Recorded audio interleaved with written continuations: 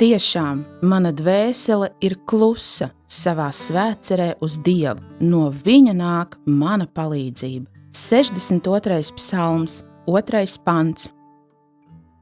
Mātes vara uz labu, tūlītais Dieva, ir visstiprākā, kāda vien ir zemes zināma. Kurš tavuprāt visvairāk kalpo Dievam?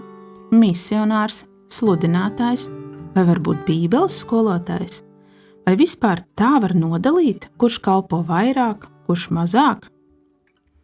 Kas gan tā ir par pērli un domu apzināties, ka tu, mamma, kalpo kungam tikpat daudz vai pat vēl vairāk, kā cilvēki, kuri māca citiem Dieva vārdu? Šodien darīsim šos mājas pienākumus uzticīgi, no visas sirds, sava bērna labā, cenšoties darīt vislabāko, ko šajā brīdī apzināmies.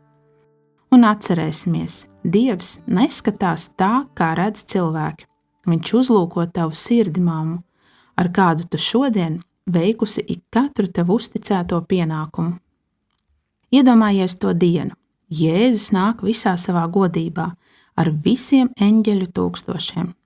Kāds gan tas būs prieks, skatīt mūsu draugu un ķēniņu vaigu vaigā, un zināt, ka visas šīs zemes cīņas ir noslēgušās uz visiem laikiem. Un tad ieraudzīt mīļā kunga skatienu, ieskatoties tieši tavās acīs, un dzirdēt pirmo reizi tik skaidri un skaisti viņa balsi, kas saka, katrs mīlestības darbs, ko tu veici saviem bērniem, katrs laipnais vārds, katra izraudātā sāpe un katra lūkšana un apskāviens, tas viss tika darīts man. Nāc mana uzticīgā kalpone un ieej apsolītajā kunga priekā. Brīnišķīga diena mums priekšā. Tas sapnis nav. Būs jauna zeme debesīs. Tā ir mūsu nākotne. Tā ir tava nākotne, mammu. Turpini, nepadodies.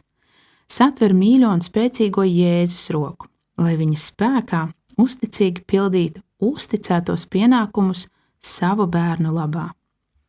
Māma Ance dalās pārdomās par 5. citātu.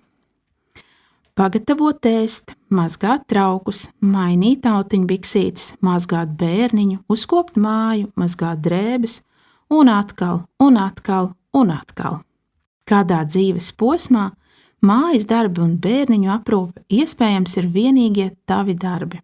Tas viss šķiet nogurdinoši, nomācoši un pat depresīvi. Ja šobrīd esi šajā dzīves posmā, lūdzu atgādini sev, ka šīs mazās, īstenībā lielās kalpošanas ir bezgala vērtīgas. Pašaizliedzīgi kalpojot savā ģimenē, tu kalpo Jēzum.